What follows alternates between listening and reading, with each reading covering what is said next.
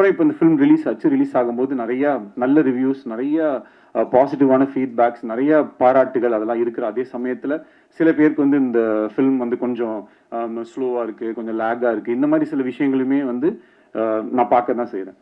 So எப்பயுமே இந்த மாதிரி ஒரு ஹை கான்செப்ட், ஒரு ஏதாவது ஒரு ஒரு கொஞ்சம் ஒரு ரெகுலராக நம்ம அந்த ஒரு அரைச்சமாவை அரைக்காமல் ஏதாவது ஒரு புதுசாக ஒரு விஷயம் சொல்லணும்னா அதற்கான இப்போ ஒரு ஃப்ளைட்டில் நம்ம ஏறுறோம்னா ஒரு இந்த ராமசாமி என் பணம் கிடைச்சிரும்னு ஒரு பல பேர் வெளில இருக்காங்க. அது இந்த வாரம் நல்லா ஓடிடுச்சுன்னா இதுதான், அப்படி இல்லைன்னா ராமசாமி ஊ தான். அதனால தயவு செஞ்சு கொஞ்சம் நீங்களாம் உங்க வீட்டு பிள்ளையா நினைச்சு இது மாதிரிதான் இப்ப நிலைமை வந்து அந்த லெவலுக்கு இதுதான் இருக்கு. அந்த இப்ப என்ன கேட்டுட்டாங்க என் கட்சிக்காரர், ஒரு படம் தானே எடுக்க வந்தேன், அந்த மாதிரி ஒரு படம் தானே எடுக்க வந்தேன், அதுக்கு ஏன்பா போட்டு இப்படி அடிக்கிறீங்கன்ற மாதிரி. சிம்பிளா பண்ணு, காம்பாக்டா பண்ணு, சிம்பிளா பண்ணு, காம்பாக்டா பண்ணா நல்லாவே இருக்க மாட்டேங்குது, அதுக்கும் அடிக்கிறாங்க. இன்னும் அது எப்ப பார்த்தாலும் இதே மாதிரி எடுத்துக்கிட்டே இருக்குங்க. புதுசா ஒண்ணு பயங்கரமா பண்ணா அதுல எது இல்லையோ, நான் கேசரி பண்ணா மட்டும் ஏன் காரமா இல்லைன்னு கேட்குறேன். கேசரி எப்படி காரமா இருக்கும்? நான் என்ன பண்ண சிக்கன் குழம்பு ஊத்துனா அதுல ஏன் இனிப்பாவே இல்லைன்னு கேட்டீங்கன்னா இதுக்கு என்ன பண்றதுன்னு நமக்கு வந்து தெரியல. இந்த படத்துக்குள்ள சில நல்ல விஷயங்கள் இருக்கு, அவ்வளவுதான். பிளஸ் பயங்கரமா படம் எடுக்கிறது என்னால பயங்கரமா எடுக்க முடியுமா நீங்க சொல்லுங்க. ஓரளவுக்கு தான் நம்மளால எடுக்க முடியும். அந்த ஓரளவுக்கு எடுத்ததை கொஞ்சம் ஜாலியா வந்து பார்த்துட்டு அழகா அதை ரசிச்சுட்டு, உங்களுக்கு பயங்கரமா கோவம் வந்துச்சா மனசுக்குள்ளேயே வச்சுக்கோங்க. இல்ல ஏதாவது என் ஃபோன் நம்பரோ இல்லை ஏதோ ஒன்று எங்கேயாவது ஒரு இடத்துல நிச்சயமா என்ன பார்ப்பீங்க, அப்ப சைட்ல வந்து என்ன சொல்லுங்க, ஏன்டா அப்படி பண்ணேன்னு. அதை விட்டுட்டு அதுக்கு ஒரு வீடியோவை போட்டு மொன்னு சொல்லி ஏன் அப்படி பண்ணி. ஸோ அதனால நிறைய மறுபடியும் சொல்லிக்கிறேன், செட்டில் பண்ணணும். நீங்க சொன்னீங்கல்ல, நீங்க சொன்னது நான் அப்புறம் படிக்க முடியாம போயிடும். அது சொல்லிட்டு இப்ப படிச்சீங்கன்னா இன்னும் அவமானமா இருக்கும். விட்டுருங்க. ஓகே, நானே படிச்சுக்கிறேன். காதலி திரையில் காளியாவாதி அதான் விட்டுருங்க. எல்லாருக்கும் ரொம்ப சந்தோஷம். ஒரு நிமிஷம் மேடம், விட்டுருங்க மேடம் ப்ளீஸ். அவர் வேற போயிட்டாரு சார், எஸ் சார் போயிட்டாரு. நான் ப்ரிப்பேர் பண்ணலன்ட்டு. காதலை திரையில் கேட்கல என்ன சொன்னீங்க? ஐயோ அப்படிலாம் இல்ல, எழுதிட்டு வரல நீங்க நினைச்சிட கூடாதுல்ல.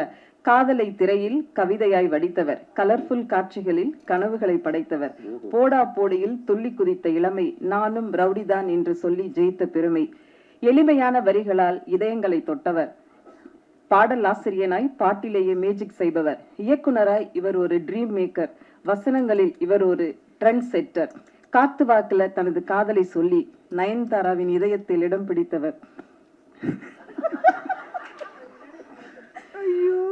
முகத்தில் தெரியும் சில்மிஷ அரட்டை, இவருக்கு உலக் உயிர் குழந்தைகள் இரட்டை, தானா சேர மாட்டார், சேர்ந்தால் விடமாட்டார், தமிழ் சினிமாவில் பலரும் பொறாமை கொள்ளும் சின்ன சிரிப்பில் மக்களை சிறைப்பிடித்தவர், காப்பீடு கம்பெனியின் காரணக்கர்த்தா, 2040 காதலை இன்சூரன்ஸ் பண்ண lovable man, director producer Vignesh Sivan அவர்களை பேச அழைக்கிறோம்.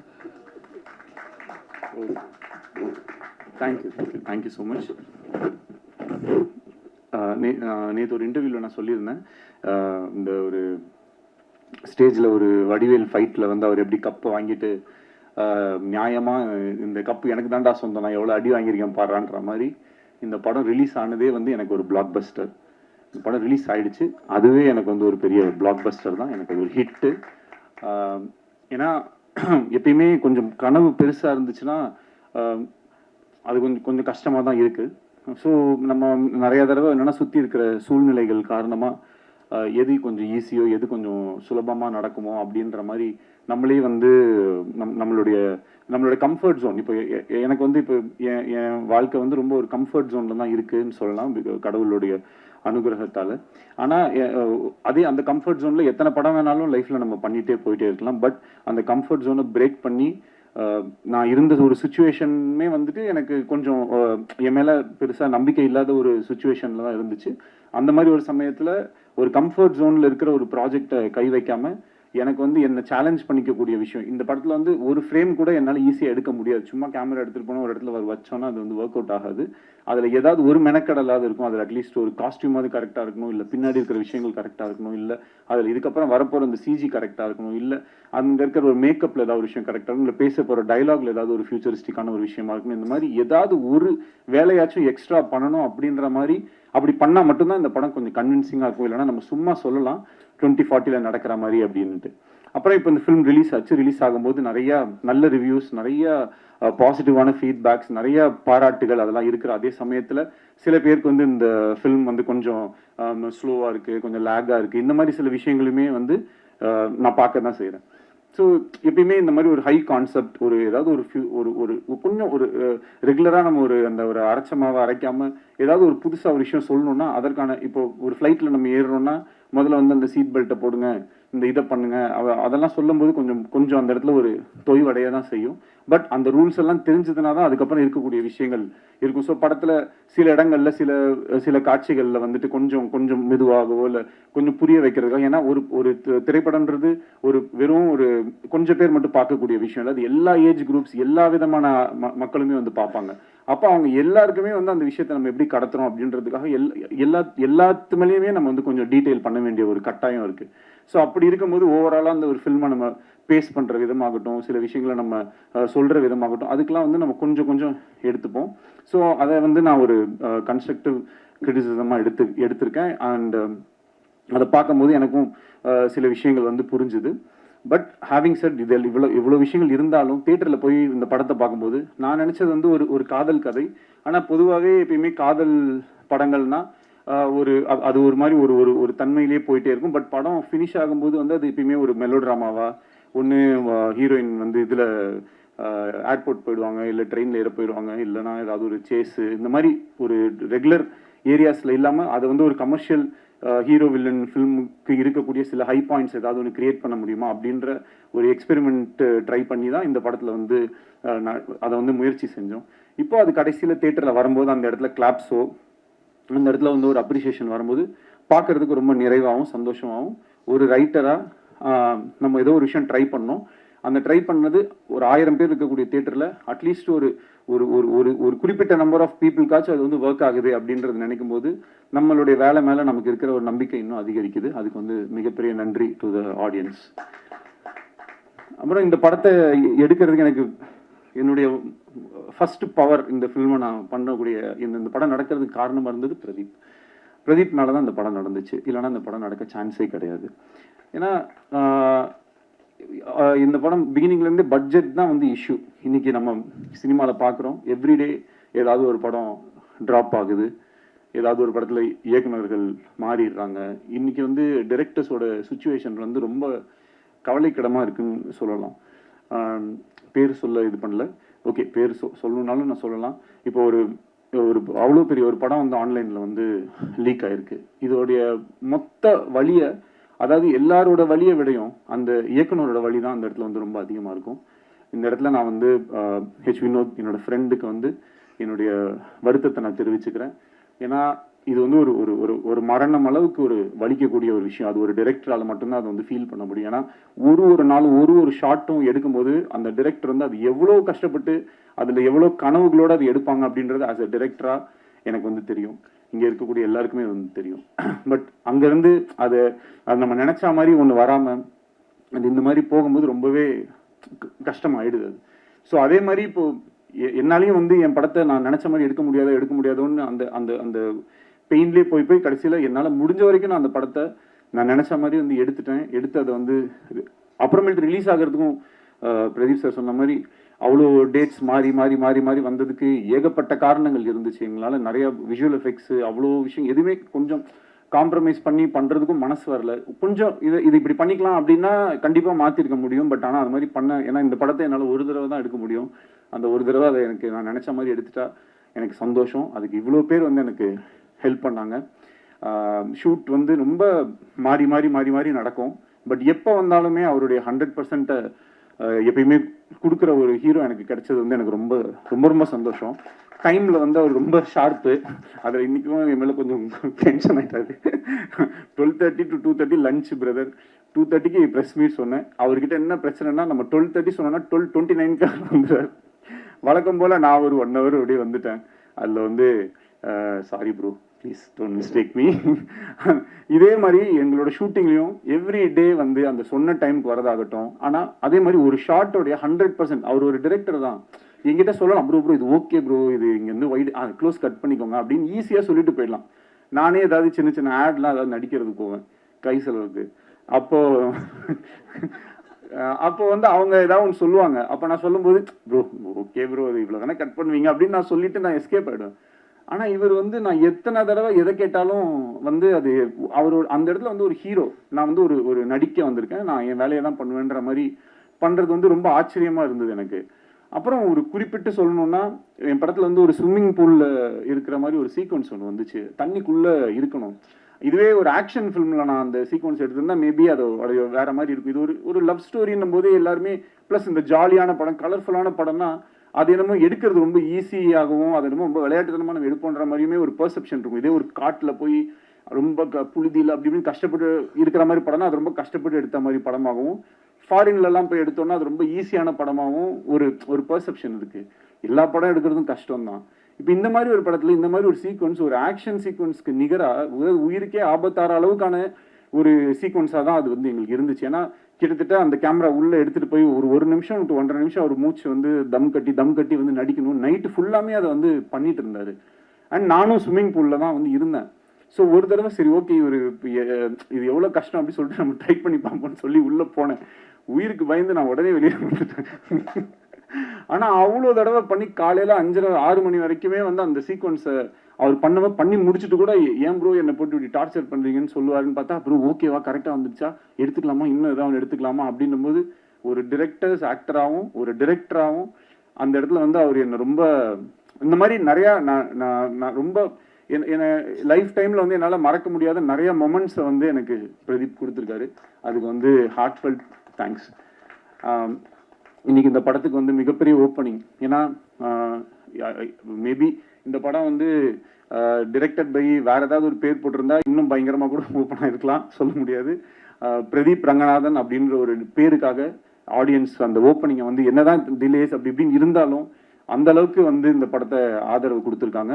அதோடைய ஓப்பனிங்க்கு அவ்வளோ அந்த ஃபேன்ஸோ அவங்களுடைய விஷயங்கள் எல்லாமே வந்து ரொம்ப ரொம்ப பாசிட்டிவாக எங்களுக்கு வந்து அமைஞ்சிருச்சு.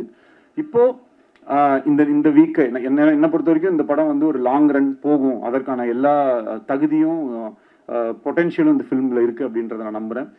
இன்னும் இந்த வீக்கெண்டுமே வந்து பயங்கரமாக வந்து இந்த படம் எல்லாமே 10 வருஷம் முன்னாடி எடுத்த படத்தெல்லாம் எடுத்து ரீரிலீஸ் பண்ணிட்டு இருப்பாங்க.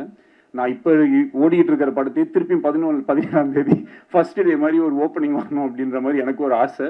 இன்னும் கொஞ்சம் பயங்கரமாக இது ஒர்க் அவுட் ஆகணும். ஏன்னா நிறையா கொஞ்சம் மிக்ஸ்டு ரிவ்யூஸ் இந்த மாதிரிலாம் இருக்குது. அது படத்தை போய் பார்க்கும்போது மேபி இன்னும் பெட்டராக இருக்கலாம். இந்த ஒரு ஆல்ரெடி சில மைண்ட் செட்டோட பார்க்கும்போது எவ்வளோ அழகான இப்போ இது என்னது இது ஸ்வீட்டாக கேவலமாக இருக்குது அப்படின்னு சொல்லி குலாப் ஜாமுனை கொடுத்தா மேபி சாப்பிடும்போது அப்படி தோன்றதுக்கும் வாய்ப்பு இருக்குது. அந்த மாதிரி சும்மாவே ஏதாவது ஒரு விஷயத்த சொல்லி அது பண்ணும்போது அது கரெக்டாக போக மாட்டேங்குது. எந்த விதமான மைண்டில் எதுவும் இல்லாமல் இந்த படத்தை நீங்கள் போய் நேராக தேட்டரில் உட்காந்து பார்த்தீங்கன்னா கண்டிப்பாக வந்து ரசிப்பீங்க அப்படின்றதுக்கு வந்து நம்பலாம். என்னுடைய வேர்டை நீங்கள் வந்து நம்பலாம். அண்ட் ப்ரோ இந்த ஃபில்மும் வந்து கூடிய சீக்கிரம் உங்களுடைய 100 crore கிளப்பில் வரும். கான்ஃபிடென்ட்டாக இருங்க, வெற்றி நிச்சயம். நெக்ஸ்ட்டு வந்து கிருத்தி, சின்ன பொண்ணு கிருத்தி, அவங்க அம்மாவுமே கொஞ்சம் சின்ன பொண்ணு தான். 2 பேரும் வந்து பார்த்தீங்கன்னா செட்டில் அவங்கள வந்து அவங்கள எப்படின்னா அவங்க ஒரு குழந்தைய ஹேண்டில் பண்ணுற மாதிரி தான் நாங்கள் நிறையா தடவை ட்ரை பண்ணியிருப்போம். அதே நேரத்தில் நிறையா தடவை மிஸ்ஸும் ஆயிரும். அப்போ வந்து கொஞ்சம் அப்பப்போ ஒரு சின்ன முன்ன பின்ன இப்படி இருந்தாலும் அந்த ஒர்க்கை பண்ணும்போது the kind of dedication and அதே ஸ்விம்மிங் பூல் சீக்வன்ஸ் பண்ணும்போது எங்கேயோ ஒரு இடத்துல ஷூட்டிங் பண்ணிவிட்டு இவங்க டேல அங்கே ஷூட் முடிச்சு நைட்டில் இங்கே வந்து ஷூட் பண்ணிவிட்டு ஒரு நாள் கூட வந்து அந்த ஒரு இப்படி ஏதாவது ஒரு காரணம் சொல்கிற மாதிரி அந்த மாதிரிலாம் எதுவுமே இல்லாமல் எப்பயுமே she was very sweet and I really loved working with you. And அவங்கள ஃப்ரேமில் அப்படி நம்ம வச்சோனாலே வந்து அந்த அளவுக்கு ஒரு அழகு. சாதாரண ஒரு ரோட்ல தான் ஷூட் பண்ணிட்டு இருந்தோம் மலேசியாவில். அது ரவிவர்மன் சாரோட மேஜிக் வந்து எப்பயுமே எப்படி இருக்கும்னா நிறைய லைட்ஸ் நிறைய இது அப்படிலாம் போட்டு பயங்கரமாக காம்ப்ளிகேட்லாம் பண்ண மாட்டார். அது அவருக்கு வந்து அவர் ஒரு கிஃப்டட் டேலண்ட். ஸோ அதை ரொம்ப ஈஸியாக ரொம்ப அழகாக வந்து ரொம்ப இப்படின்றதுக்குள்ளே அவரால் வந்து ஒரு எக்ஸ்ட்ராடினரி ஷாட்டை வந்து கம்போஸ் பண்ண முடியும். ஸோ அவருடைய அந்த ஒர்க்கில் கிருத்தியை வந்து காமிச்ச விதமாகட்டும், இந்த படத்தில் வந்து நடித்த மற்ற நடிகர்கள் எல்லாமே, நம்மளுடைய கௌரியெல்லாம் வந்து 96 படத்தில் பார்த்துட்டு இந்த படத்துக்கு நான் என் காஸ்டியூம்ஸ் நான் கொஞ்சம் இதெல்லாம் பண்ணும்போது எனக்கே கொஞ்சம் கஷ்டமாக தான் இருந்துச்சு. பட் இருந்தாலும் கௌரி தப்பாக எடுத்துக்காதீங்க, போடுங்க பரவாயில்ல, 2040 இப்படி தான் ஆகும் அப்படின்னு சொல்லி அவங்கள கன்வின்ஸ் பண்ணி அந்த அந்த காஸ்டியூம்ஸ் இந்த மாதிரி விஷயங்கள்லாம் பண்ணோம். ஏன்னா அந்த கேரக்டருக்கு, ஏன்னா இன்னும் 10 வருஷம் கழிச்சு எல்லாம் இஷ்டத்துக்கு தான் ஏதாவது ஒன்று போடுவாங்க. ஸோ நீங்களும் ஏதாவது இஷ்டத்துக்கு போட்டுவாங்க அப்படின்னு சொல்லி தான் அந்த காஸ்டியூம்ஸ் எல்லாமே நம்ம வந்து கொடுத்து நம்ம வந்து எல்லாம் இது பண்ணோம். ஸோ ஓவராலாக இந்த ஃபில்மை நிறைய பேர் வந்து ரொம்ப கஷ்டப்பட்டு எடுத்திருக்கோம். இந்த ஃபில்ம் நடக்கிறதுக்கு ரொம்ப மெயின் ரீசனாக இருந்த லலித் சார்.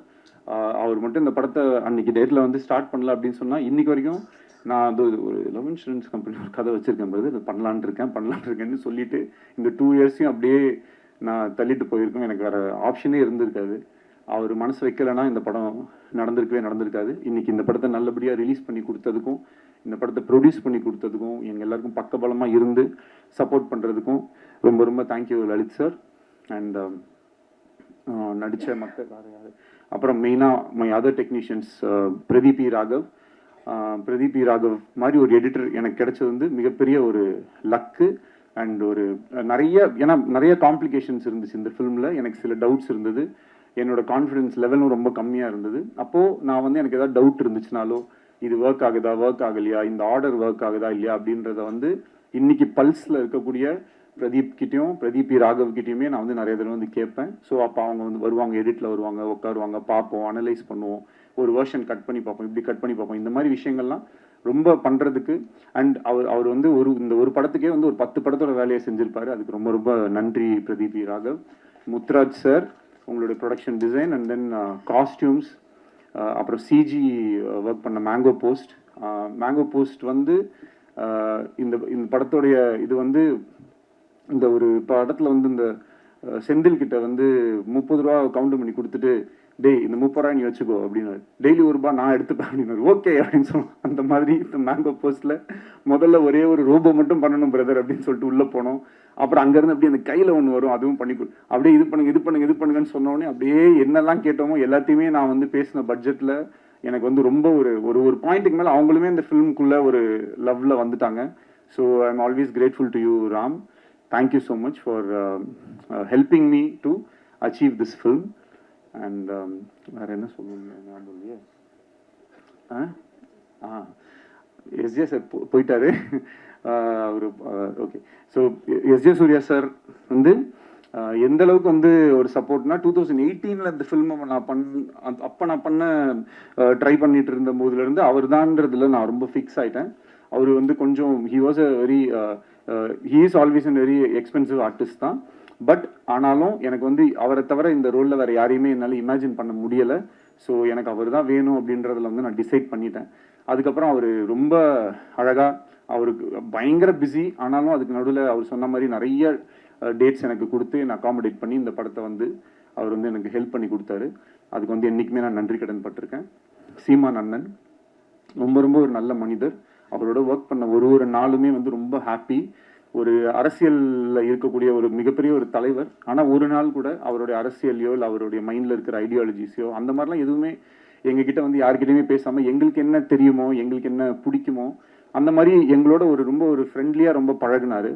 படத்தில் நிறைய விஷயங்களில் வந்து எப்படின்னா ஒரு அப்பா பையன் அப்படின்னும் போது சில டைலாக்ஸ் பேசுவோம். அதுக்கு பையன் கேரக்டர்லாம் இருக்கனால ஒரு சின்னதாக கிண்டல் பண்ணுற மாதிரியோ இல்லை ஏதோ ஒரு கவுண்டர்ஸ் இருக்கும். அதெல்லாம் வந்து ரொம்ப நான் கேட்டுக்கிட்டேன், இது ஓகேவா அண்ணா, தம்பி படத்தில் என்னவோ நான் அப்பா பையனா இப்படி தானேப்பா பேசுவாங்கன்னு சொல்லி அது ரொம்ப என்னை வந்து என்னோட வேலையை ரொம்ப ஈஸியாக செய்கிறதுக்கு வந்து அலோவ் பண்ண சீமான் அண்ணனுக்கு ரொம்ப நன்றி. அண்ட் மற்றபடி என்னோட ஏடிஸ் ஒர்க் பண்ண எல்லாருமே, Parvathy, Harish, Lenin, Binu, Prasanna and all camera சைடில் வந்து நிறையா சின்ன ஒர்க்ஸ் எல்லாமே சில சீக்வன்சஸ் அப்போல்லாம் வந்து எனக்கு சத்யன் சூரியன் ஹெல்ப் பண்ணார், நீரவ் ஷா ஹெல்ப் பண்ணாங்க. இந்த மாதிரி நிறைய பேரோட ஹெல்ப்னால தான் இந்த ஃபிலிம் வந்து நடந்திருக்கு. அவங்க எல்லாரையுமே இந்த நேரத்தில் வந்து நான் நன்றி சொல்லிக்கிறேன்.